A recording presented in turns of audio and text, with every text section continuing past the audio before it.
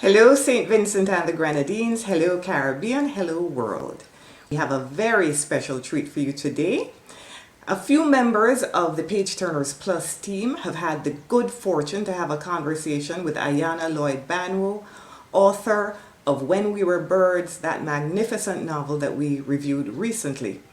In the opening, well, just before she opens the novel, Ayanna quotes from a poem by Jamaica's poet laureate, Olive Sr. The name of the poem is Birdman, Birdwoman, and we thought it would add context if you hear the poem before you hear the conversation with Ayanna. So I'm going to read that poem for you now. Birdman, Birdwoman. Over time, representations of the bird shaman in pre-Columbian goldwork evolved into heart-shaped icons. Gerardo Rahel Dolmatov, goldwork and shamanism. It takes heart to become one, the courage to be, to accept the separation from whatever life you embark from. The you who was never completed, the you who was never really there, the you now ripe for transformation into pure spirit of air. But first, in that extremity of solitude, that is itself the first test, there is a you who have been chosen to endure the fortress of cold, the fiery furnace, the you who must fast to near death, the you who must gorge on sacred tobacco juice day after day till the visions come easy, the you who must accept your terrifying gift of foreseeing as the price of ecstasy, the you who at great risk must intuit and tame your guardian spirit, forge from birdsong and calabash, feathers and spit, the implements of your sacred calling, the you who must practice hiring out your voice in the service of animals, who will return it unrecognizably coarse, but unsurpassed in its versatility, the you who must hang 9 nights from the tree. At the end of all this suffering, you will find the spirit death alone come to bear you away. But trust me, purified, you will rise again another day as that other being, the one destined to serve, destined to cure, destined to recover lost souls, destined, poet, to sing. But first, soul traveler, you have one more test to meet. Flight as the only way home. Come, the first lesson, how to fold your wings into a heartbeat. Hello, everyone, and welcome to another edition of Page Turners Plus. You've just heard a reading of Olive Senior's Birdman Birdsong done by Paula David because today we have a very special guest for an interview, Ayanna Lloyd Banwo, the author of When We Were Birds. Welcome, Ayanna. Thanks for Or having me. if I could call you Ayanna. Yes, Yes. sure. So today we have Francine and Eric, and we're going to interview Ayana, ask her a few questions about the book, and it's going to be quite an interactive session here that we're going to have today. So just to jump straight into it, so we just mentioned that there was you quoted Olive Senior's poem "Birdman Birdsong" in the beginning of your novel. Do you care to tell us why this is significant and why you did this as you wrote your novel? Sure. Olive Senior is a writer that has been with me for, I would say, all of my adult reading life. She's such an inspiration, and from her poems, her short stories. And I remember this was a few years ago. I went to an art exhibition, and it was Jasmine Thomas Gervan, who is a Jamaican artist who did an exhibition in Trinidad, and she used that Olive Senior poem in as part of one of her exhibitions, and it just kind of stuck with me because it was so much of it, of the entire exhibition, and the way she used that poem was about transformation, about that still kind of quiet unseen spiritual sacrifice. There were all of those elements that and this was years before I even started writing the book. So sometimes things stick in your head and you wonder, why is this? Why is this? And of course, I read the collection. I went, after I saw that poem, I looked for that collection, read it, loved it. And when I was writing the book, it became, I guess, a touchstone that I kept going back to, particularly when I was writing Egide's sections. And so I just knew that it had to be, it was just a perfect opener for the novel. And you've given us some insight there into a bit of your writing process, because from what I gathered, you would use sort of the poem as your motivation as you went along writing. So I think this might be a good sort of transition into the actual final product of your writing. So, Francine, would you like to ask Ayanna more about how she wrote the novel and the language that she wrote it in? Yes, of course, we've all noticed and loved that you chose to write the novel in Trinidadian Nation language, or Trinidadian Creole, if I can call it that. And we're just wondering, was that an artistic choice or a political choice, or perhaps both? I would say both. I think all artistic choices are actually political choices. I think for writers, well, I mean, I speak for nobody else but myself. I can't separate. You can't separate the two things. Your aesthetic or your artistic choices underlie your politics, and for me, it was important to write this novel, not necessarily. It's easy to say the way we talk, but we speak in different registers of Creole anyway. So, I'm talking to you here now, and even then I slip kind of in and out of my standard I'm on TV voice and slip in and out into my more kind of casual vernacular, how I would talk if I'm talking to a friend, if I'm talking to my family. But it was more than just how we talk. It was recognizing that Caribbean Creoles, Caribbean Englishes are legitimate, recognizable languages worthy of literary art. I can write a literary fiction work in my language that is a recognizable language, that has a grammar, that has a history, that has a legacy, and have that be literary. So for me, it was both. And that wasn't an easy thing to do in some cases, because I think for every time you want to do that, there is that colonial English teacher on your shoulder sometimes telling you, that's not how that sentence is. That's not, that subject and that verb don't agree. This don't, so I had to actually get rid of her, get rid of that person to let that happen. And as soon as that happened, and I was like, oh, not just the dialogue, I could write the whole thing like this. Then I felt, and that was through workshopping, through just time writing, that I kind of came to that realization that this is what the book wanted to be. This is how the book wanted to sound. And I just had to get out of its way. Okay, just to follow up quickly, I think, well, we are all glad that you made that choice and that you were able to do that. It's actually a discussion that we have a lot as part of our Page Turners Plus and other book club discussions, about how much we appreciate, the fact that more and more books are being written in nation language. Just to quickly ask, did you get any kind of pushback at all from editors or publishers? The thing or is, other people even? That I think more the other people. Funny enough, the way that my process worked is that my publisher saw the book. It was no surprise. It's not like if I pull a switcheroo and gave them Jane Austen and then came back with Miss Lou, So they knew exactly what it was, and that's what they wanted. That's what they bought. That's what they wanted to champion. Very, very minor things maybe in the copy editing process, where my copy editor may come back and say, is this an error, or is this actually how it's supposed to be? I'm like, nope, no errors. that's how the sentence is. And then she'd say, fine. So no pushback. I've been told, because I try not to read many reviews, but I know that there have been some people that it's just not for them. They say, I can't get past it. I can't get past the language. And to that I say, okay, pass on the book to a friend. It's not for you, it's for someone else. You know, it wasn't written for. Is this gonna sound bad if I say this on TV? It's not for you.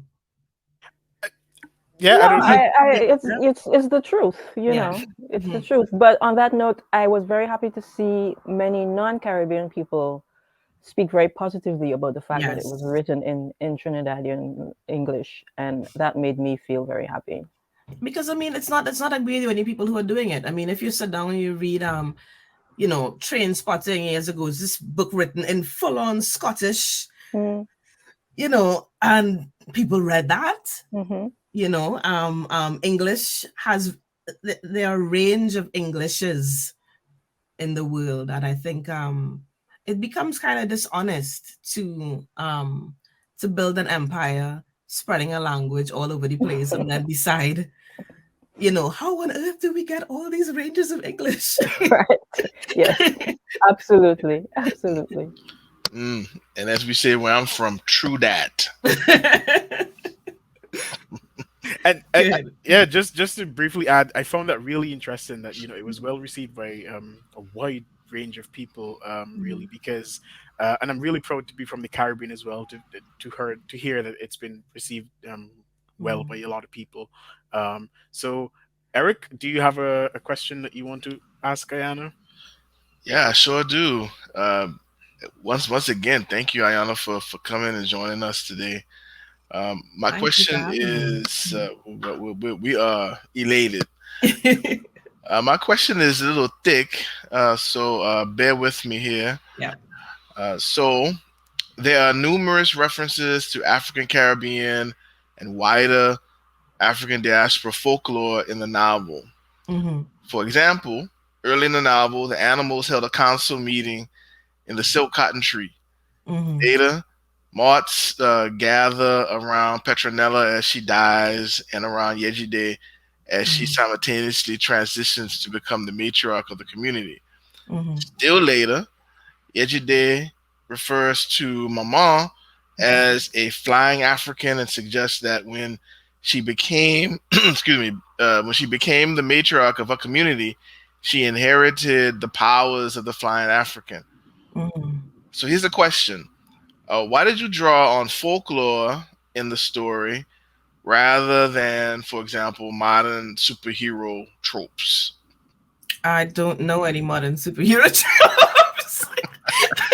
That Good. might be a cop out. It's not my bag. It's not my thing. Superheroes for me are like space police.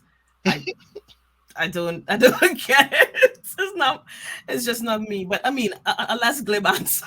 Sorry, is that that's what I believe. That's what I believe in. I'm writing myself. I'm writing my own sense of indigenous spirituality. I'm writing my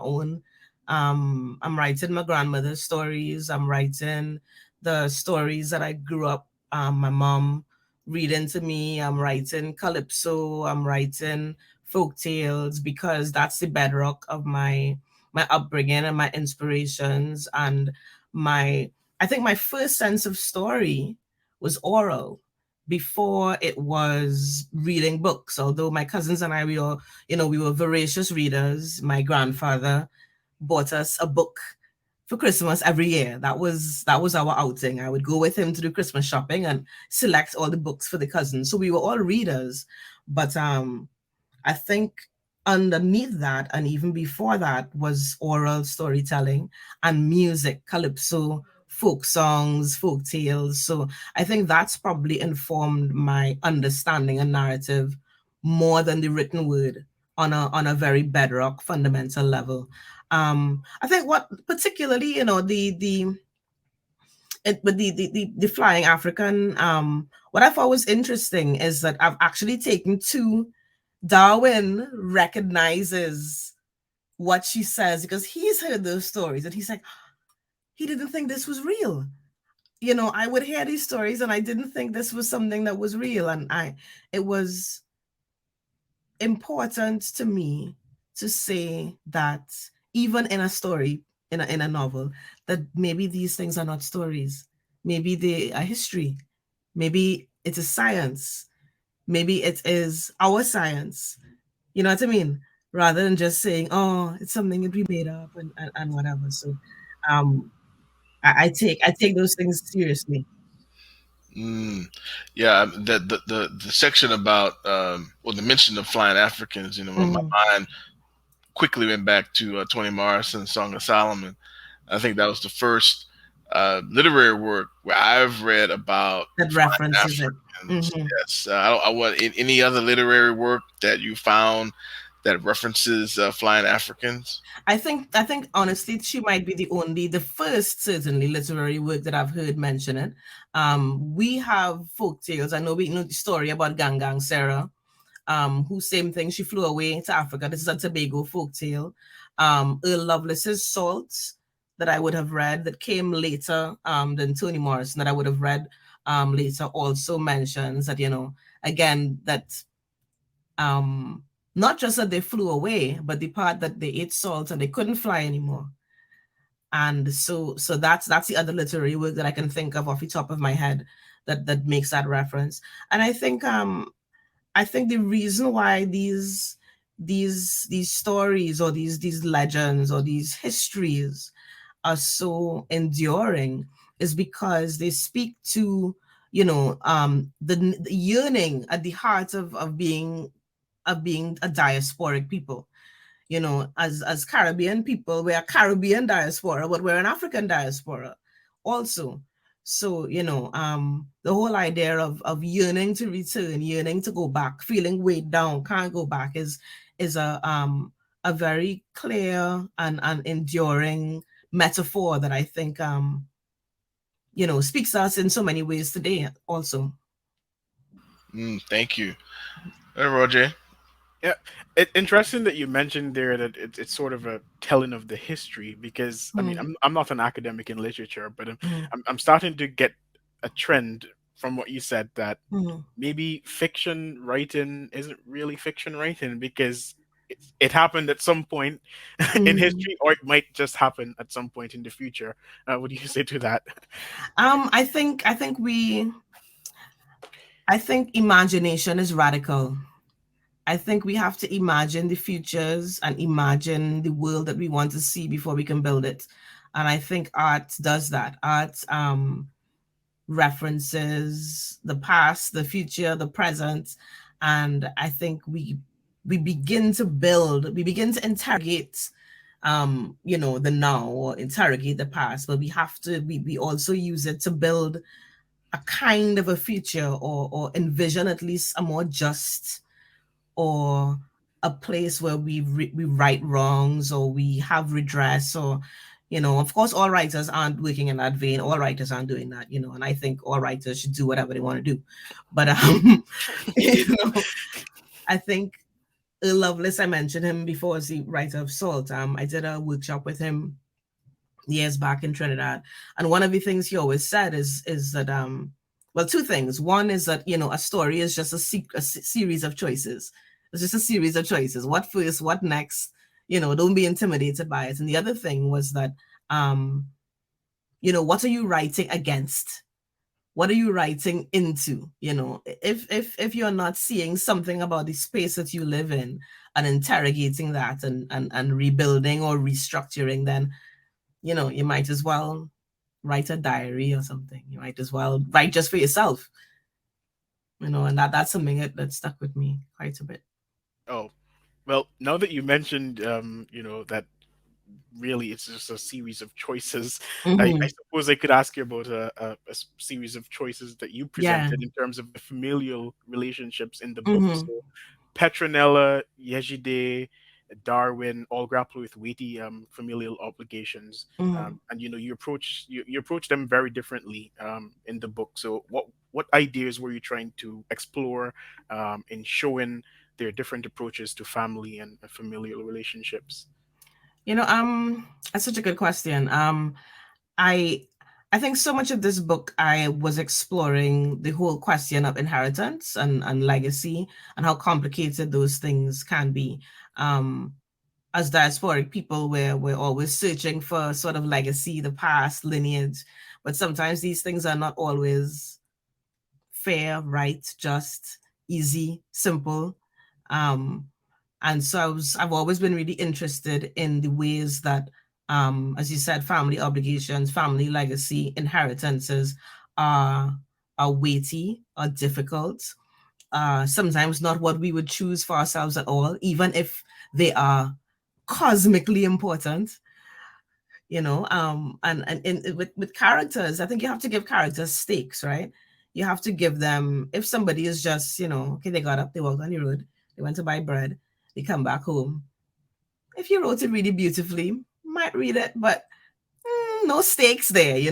What are the big choices they have to make? What are the things that they feel they have to give up? What happens when you take something from them that defines their identity? What happens when the very thing that defines them is something that holds them back in some kind of way? So you put characters into very difficult, very almost like a situation where no matter what choice you make is a hard choice. No matter what, then you get something interesting. You kind of get to the heart of maybe who they are. You get to see what they're made of. You get to see how those choices change them, impact them, or reinforce the person that they were in the beginning. Because there's also that. So I think a lot of that is what I was trying to sort of talk about. I think not directly related, but yes, kind of, in terms of what I was also trying to explore, family obligations. I think I was also trying to think of what are the different ways we can conceptualize family that's not only bloodkin. What are the ways we can conceptualize ownership that's not only I own this or I pass this to you? How can we expand our ideas of how we can live communally? How does that work? Is that complicated? Is it always comfortable? So I think writing Montmarie and the way that Montmarie and that house in Montmarie is sort of structured was me also thinking about, are there better ways that we can live and approach land and approach ownership and approach headship? So yeah.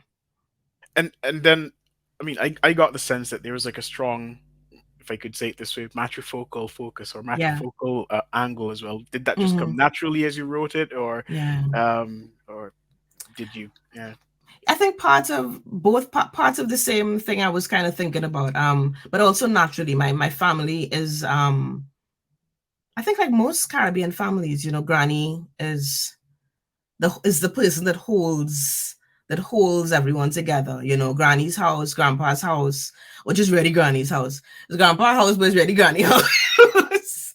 It's the center of where the children gather. My grandmother's house, who is, she's passed on now. For so many years when I was growing up, even when the family scattered and who went to live in New York, who live Canada, who live wherever, on Christmas Eve, if you just decide you get on a plane and you're landing up in Trinidad, you know where you could find everybody. Everybody's going to be there. You could call the house at whatever hour and you could speak to somebody who's family, even if you're far away. So I think my family is very much centered along that. My grandmother on both sides, I think, being the kind of center person that holds all of the strands together. I was also thinking about, again, ways of conceptualizing headship and ownership. I don't know if I can say spoiler alert or not, but I guess it's not really a spoiler in terms of the story, but that the person, no one owns the space. The person who is the head is the person who has this power, but they're not in service of that person. They're in service of the work that person has to do in the world. And I thought that was such a different way of conceptualizing mutual cooperation, mutual aid, mutual help, of conceptualizing relationships, of conceptualizing how children are raised, taken care of, because this is an extended family. This is a family that's not only bound by blood at all. There are people who choose to remain there because they feel that work is important. And yeah, I really wanted to explore various ways of kinship. Excellent. Francine, do you want to get in here? Yeah, as we're talking about, familial obligations and the weight of familial obligations, Yejide thinks of her ability to communicate with the dead as a gift and as a curse. Mm-hmm. And would you agree that this is the way it is? That is Mm-hmm. it also a curse, or does it depend on who is actually the person holding the power at that time? Yeah, I think both, anything that you don't choose can feel like a curse. Mm-hmm. Anything that you don't, it can feel like it's something that's weighing you down, like you want to choose something else. Like, I think um I'm also thinking about motherhood in that way there also. Yejide and Yejide's mother, Petronella in particular, really rails against this inheritance and this legacy. There would be a host of other things she would want to be doing rather than living in some old house up in the bush, seeing about this place, these dead. That if she could do something else, she'd have been doing something else. But there are certain ties that are necessary. I think they are, and I don't want to get moralistic, but there's some things you can't choose because they're too important for it to be a matter of whether you want to or not. And I think that is the kind of thing that these women, Petronella and her daughter Yejide, sort of grapple with. That you can't choose it. It's not your call, but it must go on regardless. And in Petronella's case, there's resentment. But in Granny Catherine's case, who is the Yejide's grandmother, who opened the story, she seems to be one who has embraced her role. Mm-hmm. This is there a line of women, and some of whom have embraced it, some of whom have, battled against it. But in the end, um, I guess there's some things you don't get to choose. You don't get to choose. I suppose even if you think about it in terms of my mother and I are twins. I think that sure daddy would have liked to get more his face in mine, but he didn't get to choose. That is just the nature of genetics and the nature of lineage, and it's some things you can't choose. It's how it Mm, shakes down. true. Would you care to speculate as to whether this will continue to be a curse for Yejide past the ending of the book, Past the ending or of the should book. we just, say the book ended how it ended? And I think that trying not to be too spoilery, I think that by the end of the book, both Yejide and Darwin find some sort of resolution into how they can be themselves and also honor what they have inherited, or honor their lineages, and honor their family obligations. Um, I There's a second book. It's not a oh, continuation of the story, but it is set in the same world, and oh, that world would be completely destabilized without the Saint Bernard matriarchy doing what they have to do. So, um, we could probably leave that to say that yeah, the work continues. well, that's very exciting. Of course, we're all like, okay, we're Is gonna this be an looking out for exclusive that. for Page Turners Plus? Ah, well, it's it's not I mean, my I think when they bought this book, they bought two books. So, um, yeah, it's in the same world. I wouldn't say it's a sequel, but it does exist in the same world as the first one. Eric? Okay, thank you for that. So, a more general question. Mhm. Well, who are some of your favorite writers, and what are some of your favorite books? Ooh, such a gosh. Saying favorite is like the list is long, and it depends sometimes on what I'm in the mood for. It depends on favorite and what way to do what. I think Toni Morrison, I don't think you can write, I don't think you can be a Black woman writer. I don't think you can be any kind of writer and escape the orbit of Toni Morrison. If you have, you Yeah. shouldn't. Hmm. You should not. You should. It doesn't matter if you're not doing the same kind of thing that she's doing. I think for craft, for understanding America, for you have to visit her work and you have to engage with her, and not just her fiction, but her criticism also.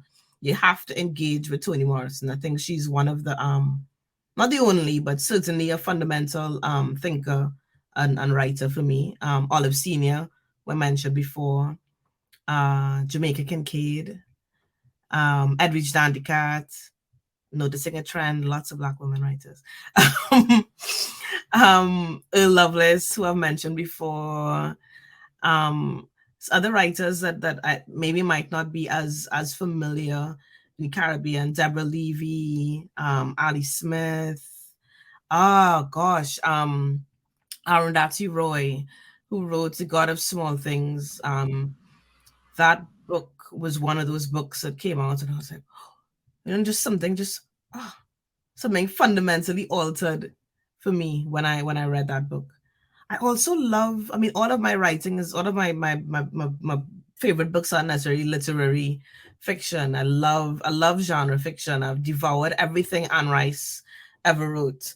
I love a good romance novel. I love a good historical romance. I read all kinds of stuff. The only thing that I missed, and I don't know, maybe that's why I don't have any superhero tropes. I definitely missed the comic book era in my growing up. Maybe that's why I don't know much about superheroes. That makes sense. Yeah. Any poets in the mix there? Oh, well, Olive Senior, also a poet. Oh my gosh, why is I Am Becoming My Mother? That collection. That's actually the name of the collection, Lorna Goodison. That I Am Becoming. It was this very, very slim volume that I believe maybe early 90s. That collection, amazing. Shivani Ramluchan, who is a friend of mine, but also an amazing Trinidadian poet. Her book, Everyone Knows I'm a Haunting, is just, fundamental, amazing poetry coming out of Trinidad. Let me think. Other poets. I think that I come across a single poem and then kind of hold it for a while. So like right now, what have I bought recently? I've bought a collection by a poet from Belarus. It's called Music of the Dead and Resurrected. And I'm sort of going through that very, very Aishan Hutchinson, Jamaican poet. House of Lord and Commons, amazing collection. Sorry, you get me talking about books, and then the more I think about it, the more I kind of remember, that one.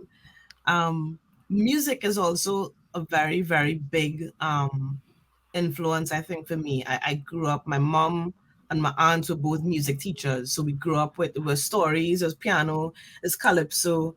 So I mean, if I had to talk about poets, I cannot talk about David Rudder. David Rudder, as a Trinidadian calypso, is our poet laureate as far as I'm concerned.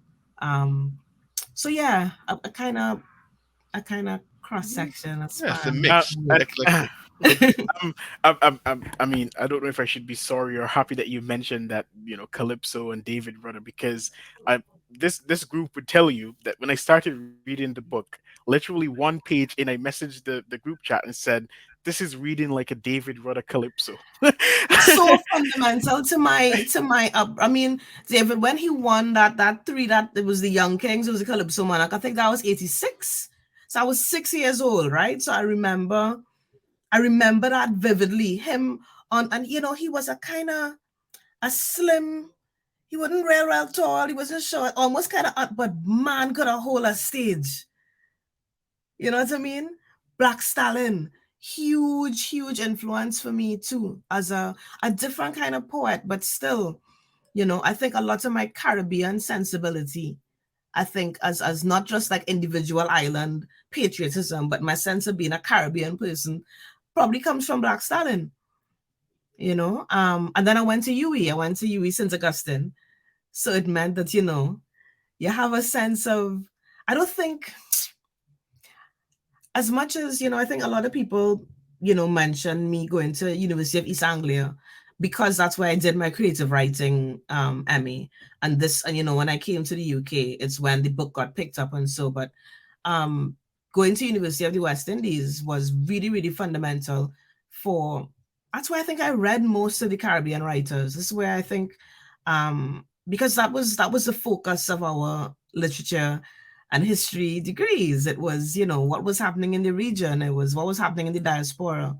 So I think that really helped shape my sensibility in a lot of ways that I might have felt more adrift if I hadn't had that.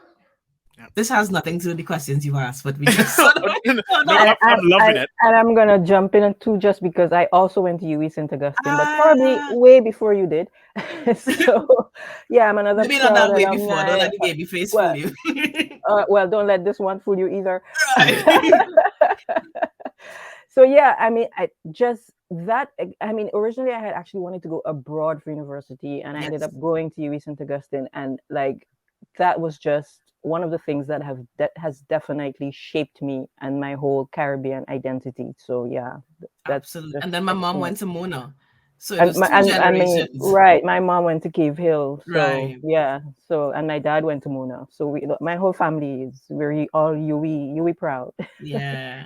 But I think UE, it's just like you said, no one mentions it, so I was completely unaware in your bio. But I think the University of the West Indies is so important for us. It's something that is just so important, and we, you know, something that we need to incredibly important because, you know, there's nowhere else where we are our focus. Right. You know, particularly in the, I mean, I can't speak for what's happening in other faculties and engineering and whatever, but certainly in liberal arts and humanities, I think at least when I was there, which was I took a while to go to university after A levels, so I was there in 2002 to 2005, I think was when I did my undergrad, because I had a break after after A levels.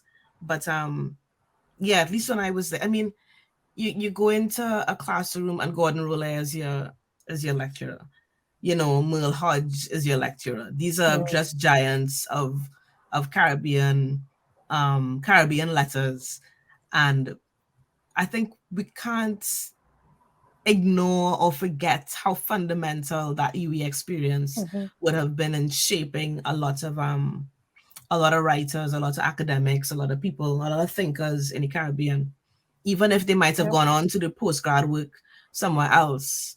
That early UE grounding is really, really important. Yeah, absolutely. I mean, I did engineering, but You're right.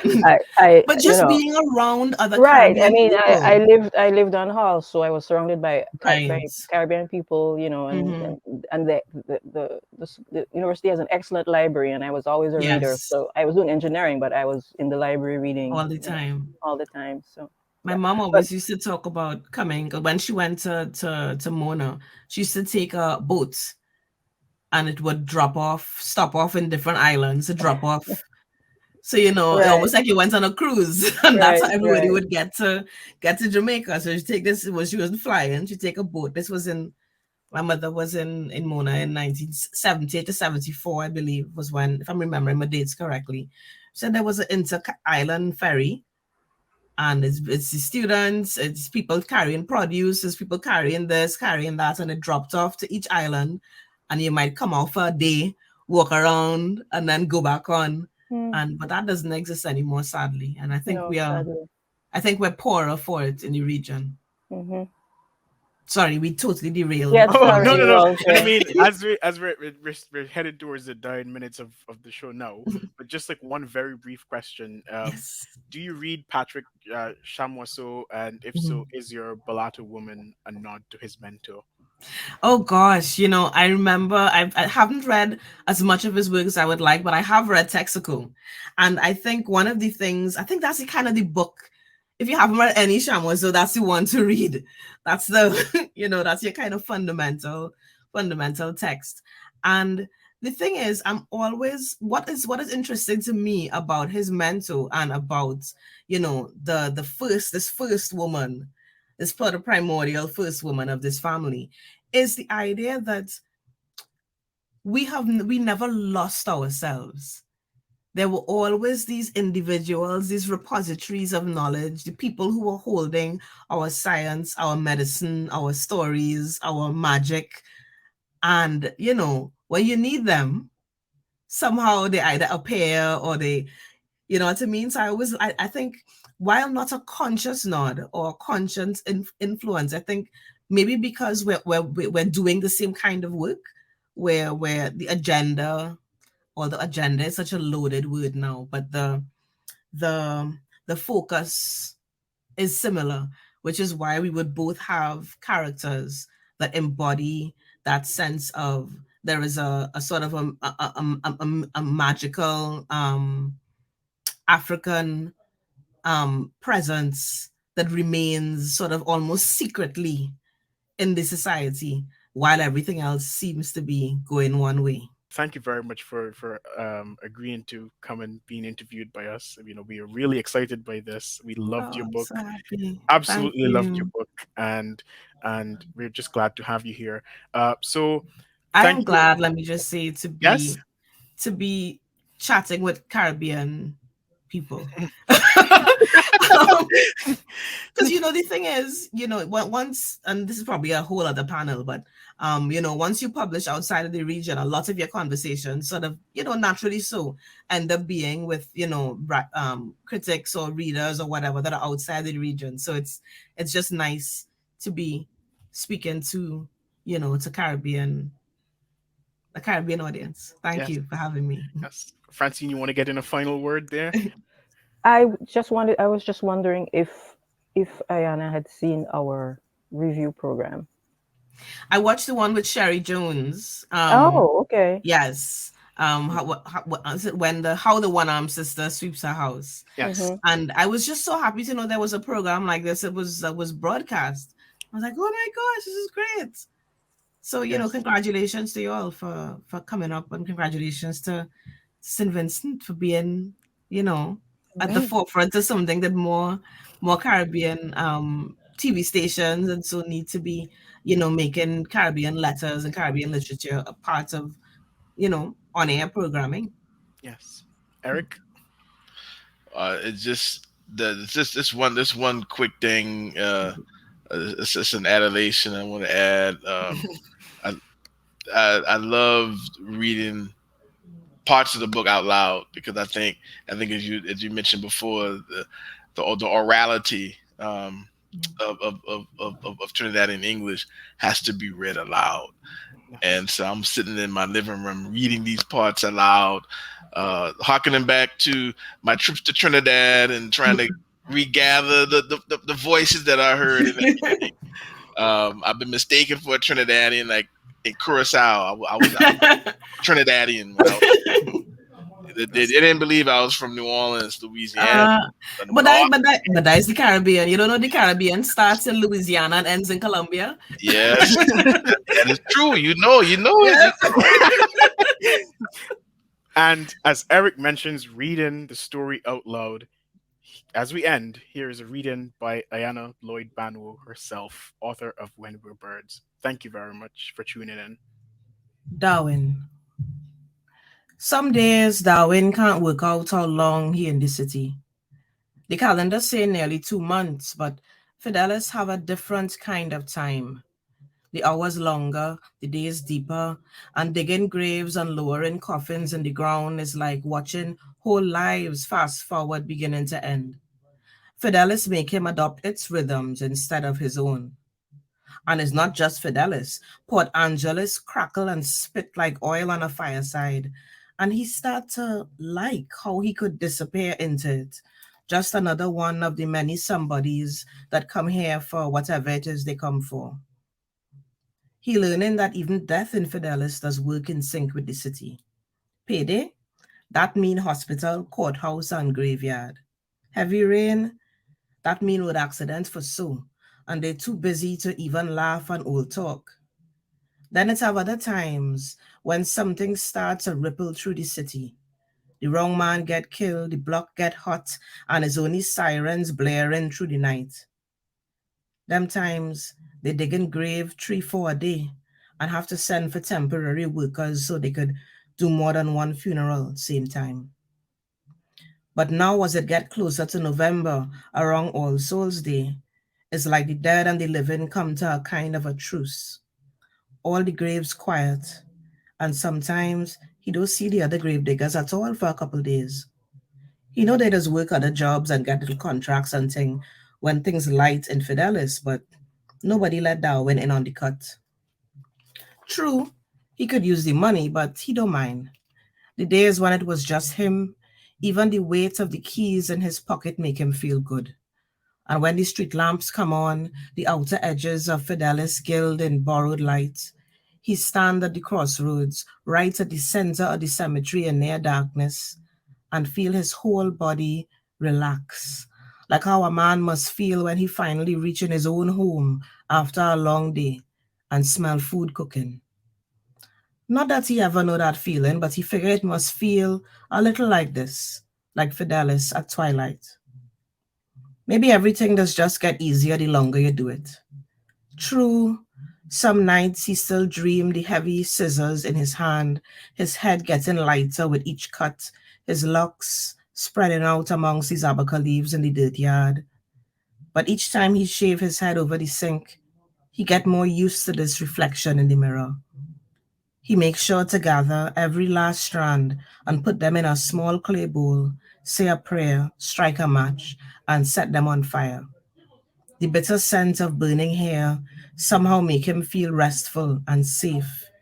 He was a man without law, without vow, but he was still his mother's son.